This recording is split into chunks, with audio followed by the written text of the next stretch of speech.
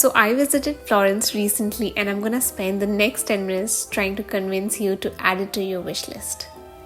Florence, or as the locals call it Firenze, derives its name from the Latin word florencia, which means flowering or blossoming.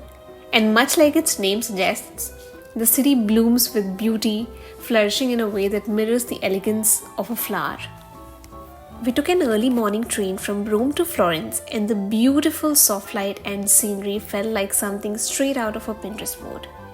Soon after we reached, we checked into our hotel, which was a very cute one. It had old world charm and it had like this huge shared space with library and all. So yeah, the stay there was quite pleasant. We then dropped our luggage and headed straight out. Florence is the birthplace of the Renaissance, one of the most influential eras in history. This period celebrated art, philosophy, and culture, and we cannot mention Florence and not mention once again one of the most influential families in human history, the Medici family. So we started off our trip on this bridge called Ponte Vecchio. So this particular bridge has a very interesting story. Back in 13th century, butchers used to have their shop over here. But because Medici family decided that they will be building a passage on top of the bridge in 15th century that connects the two palaces that they owned, and on the way from one palace to the other it would stink a lot, so they decided to shut down all the butcher shops and build jewelry shops instead. After that, they decided to head to have the world's most famous sandwich. And I'm not just saying that figuratively. This place has been awarded as the world's most famous sandwich for many years now. I'm talking about Al Antico Vineo. This place basically has so many options for you, and I loved their bread. I live in Paris, but this is something I have never had in my life. Their portion size is huge, so you might want to go with an empty stomach. After lunch, we headed to Uffizi Gallery. The name Uffizi comes from the word officio, meaning office, as it was originally serving as family's administrative office. You might want to book the tickets in advance and select slots because that will make your entry faster. Now, as soon as you enter the gallery, prepare to have your mind blown. This particular gallery houses world's most famous paintings. I recommend getting an audio guide. If you're not already familiar with the artworks, that will give you a better idea about it. But when you see these paintings in real life, it feels like you are a part of the process. It almost takes you on a train ride from the medieval era to the modern times. The tour started with some of the most famous paintings in the history by Botticelli, including Primavera and The Birth of Venus. While Primavera is less narrative driven, The Birth of Venus stands out with its depiction of the Roman and Greek mythology. We also got to admire Michelangelo's Holy Family, a vibrant portrayal of Jesus, Mary, and the family, which was framed beautifully. Caravaggio's dramatic Sacrifice of Isaac and his striking Medusa were highlights, as were Leonardo da Vinci's Adoration of the Magi and the Annunciation, where Gabriel reveals to the Mary the news of Jesus' birth. The tour was fittingly concluded with Caravaggio's Medusa.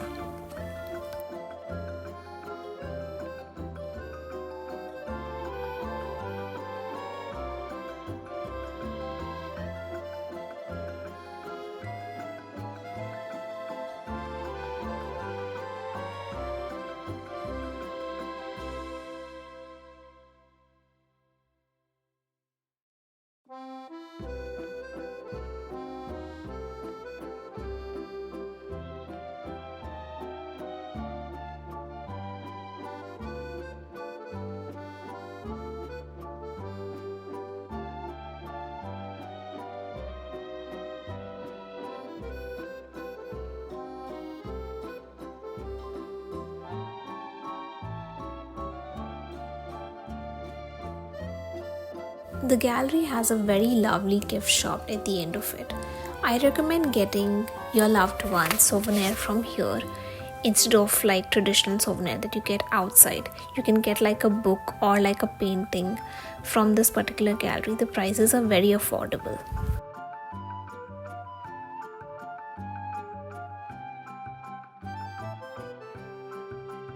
I just love strolling through the lanes of Florence. It felt like home from another life to me. And as you're wandering through the streets of Florence, every door, every corner feels like a piece of art, each with its own untold story waiting to be discovered. It's as if the city itself whispers to you, inviting you to listen to the echoes of the artistic soul.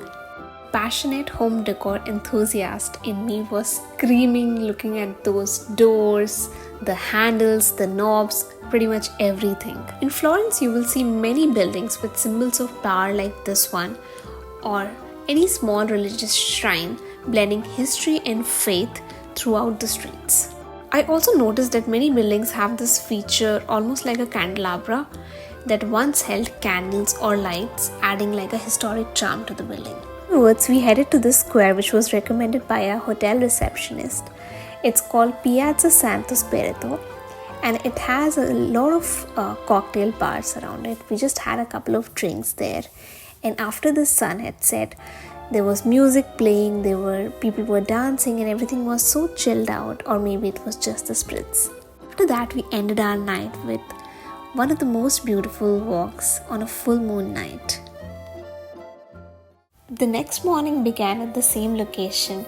We had our breakfast before we headed to a free walking tour that started at San Lorenzo, where most of Medici family is laid to rest, and this is also the place that has been designed by Michelangelo himself. I recommend booking these tours, but remember to pay respectfully as they are also promoting slow tourism.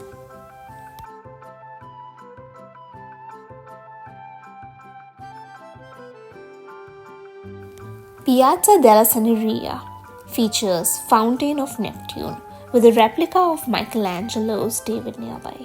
The original David is in the Gallery della Commedia.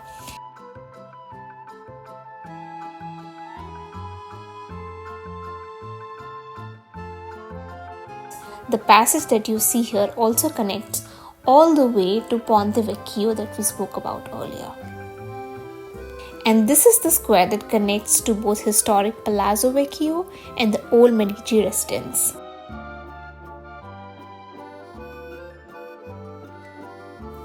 This is Florence's Duomo, renowned for its stunning facade, one of the most beautiful I have ever seen. It features important figures like Jesus and Mary, along with representations of artists such as Botticelli, Michelangelo, and Leonardo da Vinci, capturing both their likeness and emotions, like Michelangelo gazing down at people embodying his critical behavior.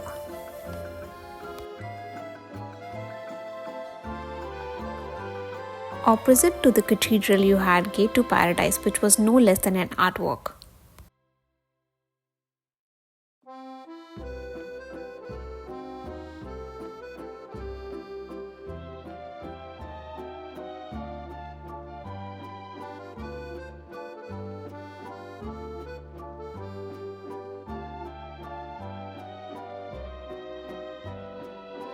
After our tour got concluded at the Ponte Vecchio bridge, right where we started, there was a flea market nearby that was selling good leather goods, but I kept my head down and kept walking to finally try out the Bucchetta del Vino.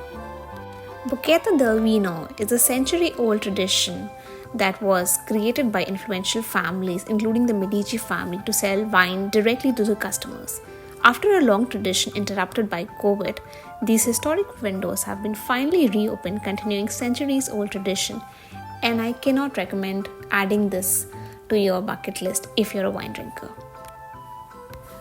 After having our wine, we headed straight to Palazzo Medici Riccardi. Palazzo Medici Riccardi in Florence was home to Artistic Academy, where legendaries like Michelangelo, Raphael, Donatello once lived and studied under the ruling of powerful Medici family. And not just studied. Can you imagine this is also the courtyard where Michelangelo was discovered? Known for its lavish rooms and stunning Renaissance architecture, the palazzo remains a symbol of Florence's artistic and cultural heritage.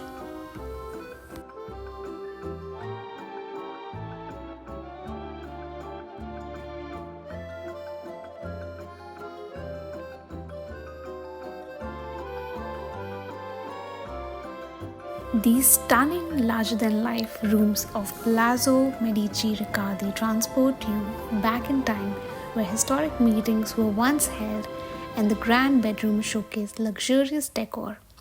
These magnificent chandeliers and the spectacularly detailed ceilings enhance the enchanting atmosphere, offering a glimpse into the Renaissance grandeur. In the courtyard of Palazzo Medici Riccardi, orange trees flourish, symbolizing the Medici family's emblem of balls and crowns. This historic space is so significant as there are so many artists that were discovered here as a teenager. Today, it serves as a reminder of Florence's rich cultural heritage and the profound impact of Medici's support on the development of the Renaissance art. And to finally conclude our trip, we visited Piazza Michelangelo, home to a replica of Michelangelo's David. This spot is a must-see in Florence, offering breathtaking views of the city as it transitions from day to night, especially during sunset. It is free of cost, by the way, and as the night falls, the atmosphere comes alive with music and singers, creating a joyful scene where people are just dancing and celebrating.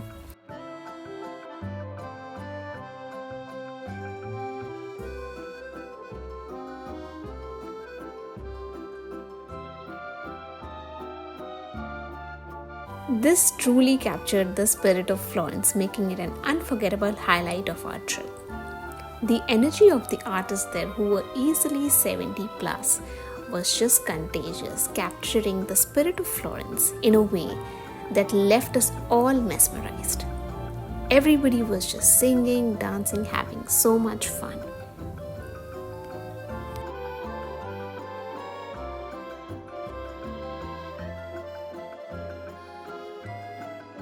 It was a perfect way to wrap up our Florence experience before heading to Venice.